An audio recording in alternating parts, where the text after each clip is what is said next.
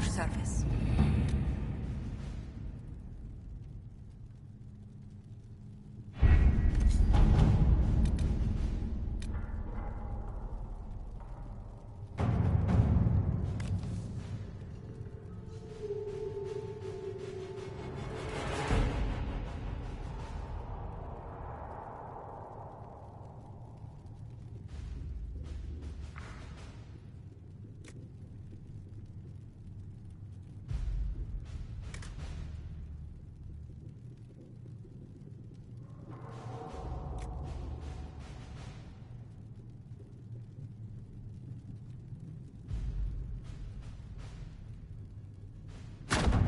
Let's see what we have.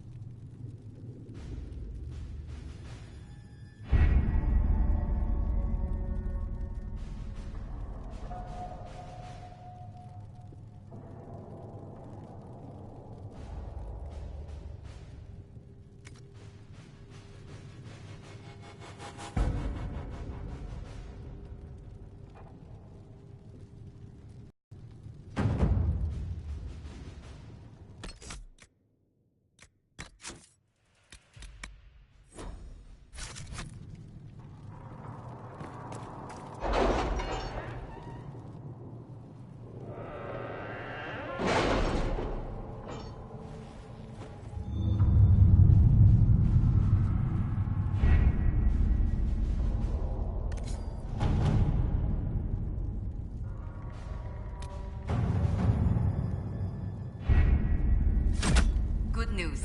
Several noble or legion houses will petition the Templars to help us stop...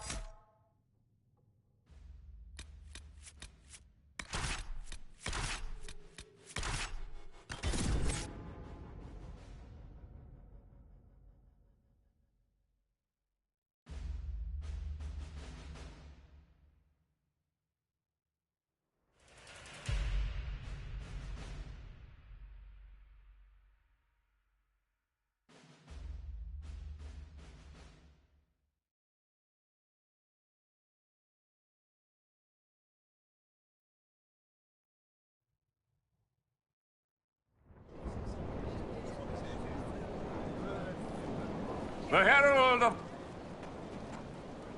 Care to mark the moment? 10 or... The Lord Seeker will...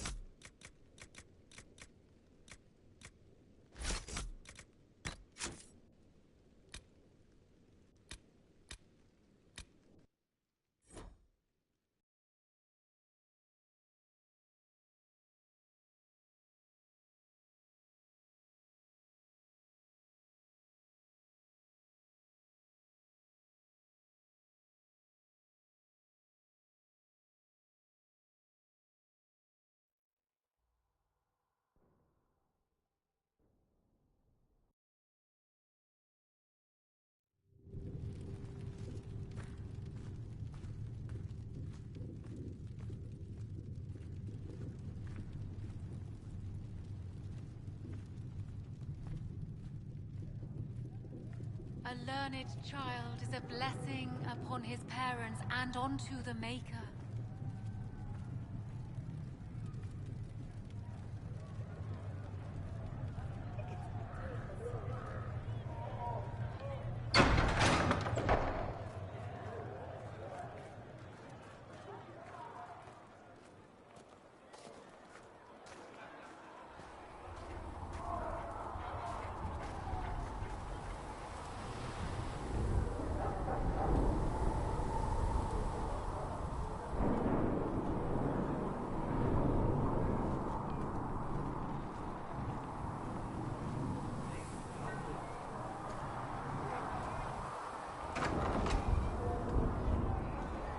All right, sir. Of course.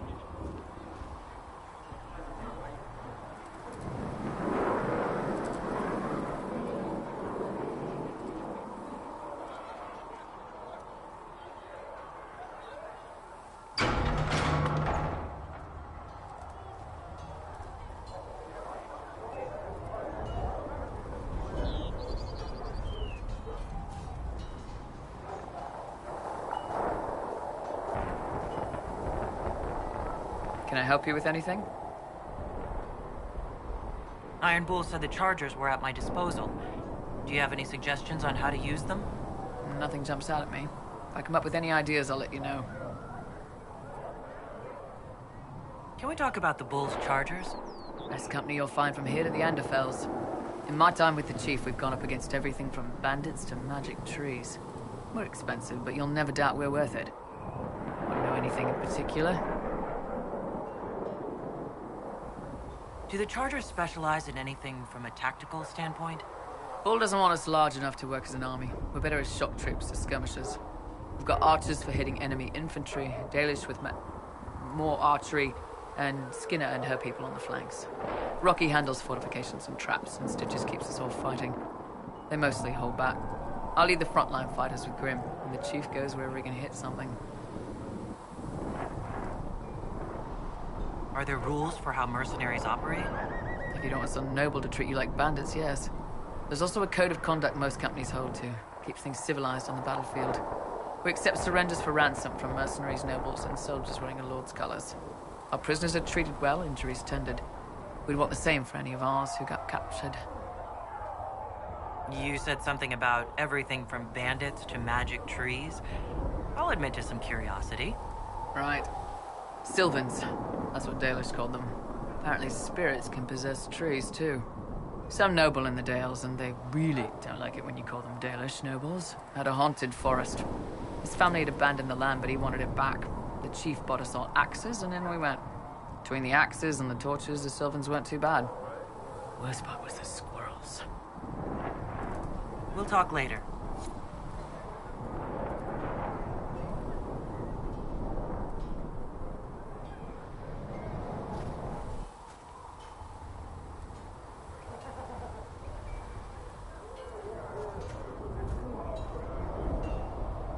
They've got good form. Cullen's putting his Templar training to good use. Did Cullen tell you he was a Templar? He's not wearing the armor. He didn't have to. Might not be a Templar shield, but it's a Templar holding it. He angles the shield just a bit down. Helps direct fire or acid away, so it doesn't spray right into your face. Kalari learned the same thing when we trained to fight Tevinter mages. Your Templar's doing good work. I'm impressed by what Cullen has accomplished with the troops. Damn right. It takes time to build a group into a team, but he's got their loyalty. Now he just needs them to make a decent shield wall, and they'll be good to go. Biggest problem for the Inquisition right now isn't on the front line. It's at the top. You've got no leader, no Inquisitor. The Inquisition has done all right so far without an Inquisitor. That's because all we've needed so far is damage control, reaction. A group can handle that. Once you've sealed the breach, it's gonna be time to make decisions. Someone's gonna have to step up. Who knows? Maybe you seal the breach. The Chantry gets off its ass and all those soldiers go home and get fat. You think? It could happen. It won't, but it could. Can I help you? So how did you get the name Iron Bull? I picked it. We don't have names under the queue. Just, I don't know. Job descriptions, I guess. When I came to Orlais, I chose the Iron Bull for myself. But why specifically Iron Bull? This may surprise you, but I really like hitting things. Also, it's the Iron Bull, technically. I like having an article at the front. It makes it sound like I'm not even a person, just a mindless weapon. An implement of destruction. That really works for me. I'd like to know more about the Kunari. You writing a book? What I've heard about them sounds fascinating. What you've heard was mostly horse shit. All right. What do you want to know?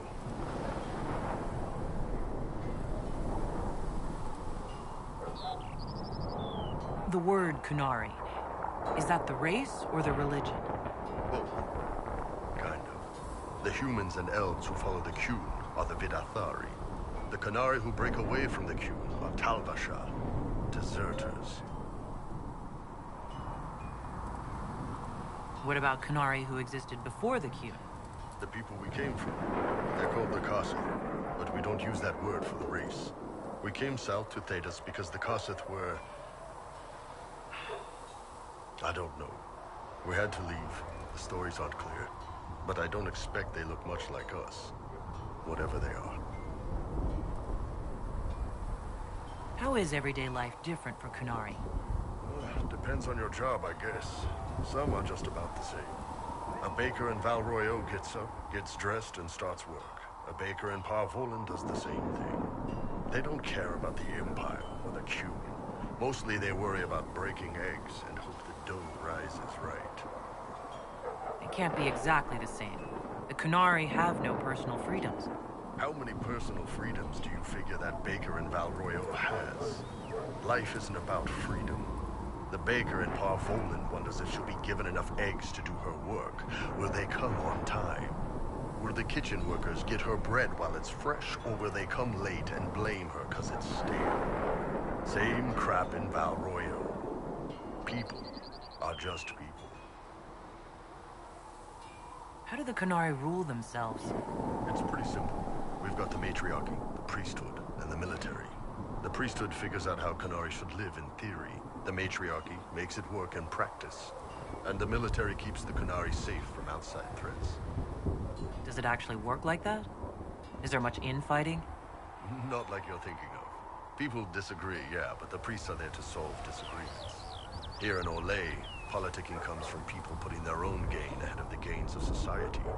If you do that among the Kunari, the Ben Hasrath set you straight, or kill you. What's it like growing up under the Qun?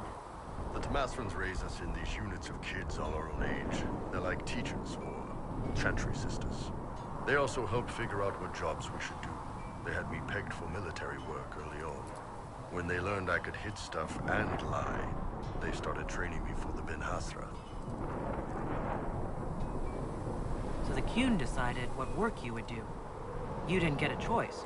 I could have acted like I didn't like hitting things, I guess. But why would I do that? I was good at my work. I liked doing it. As far as I can tell, the Tamasrans made the right call. I heard there's no marriage among the Kunari. Yeah, that's true. Kunari love our friends like anyone does, but we don't have sex with them. Kunari don't have sex? Oh, we definitely have sex.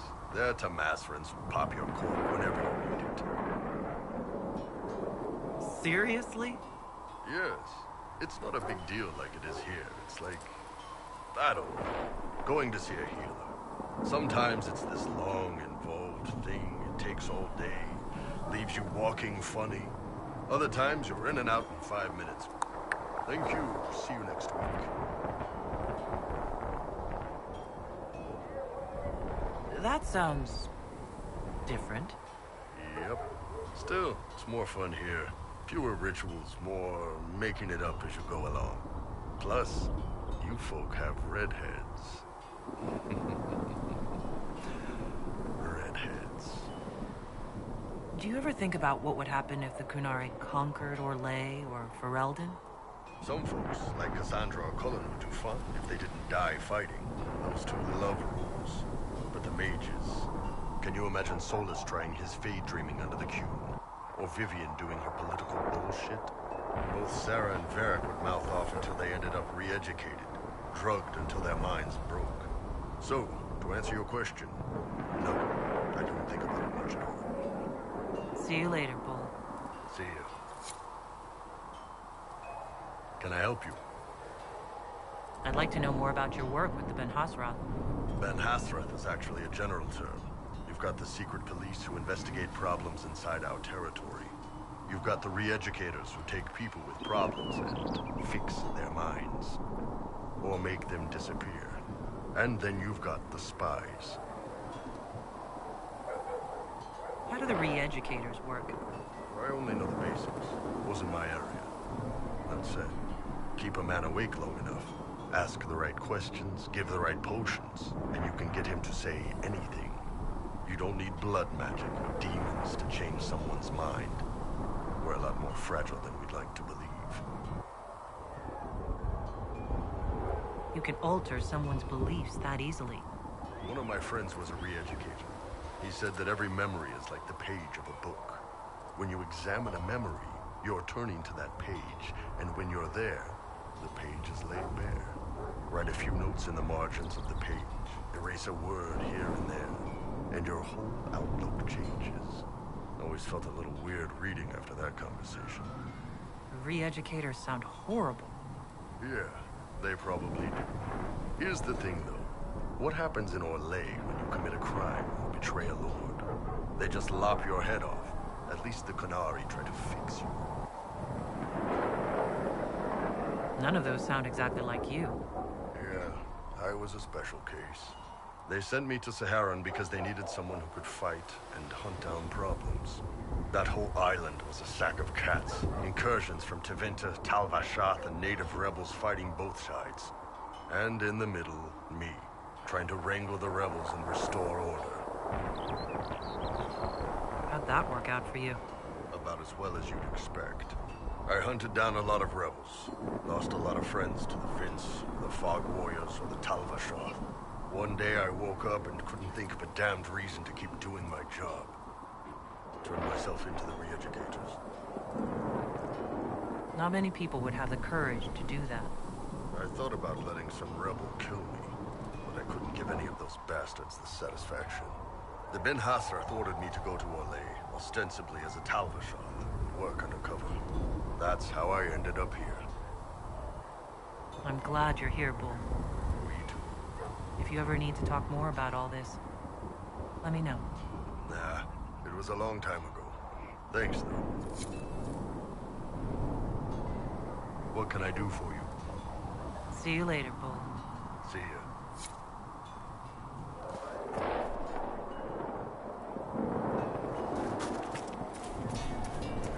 Travel safely. Please send Flisser our thanks for the refreshments.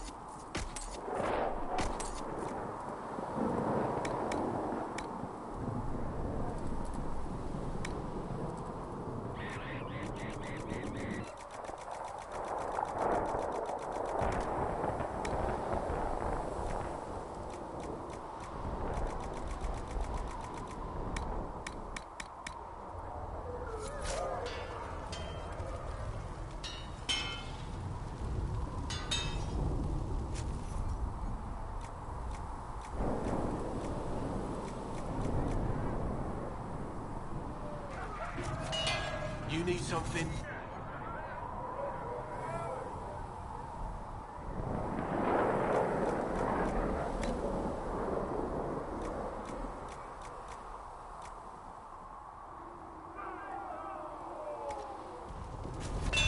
Another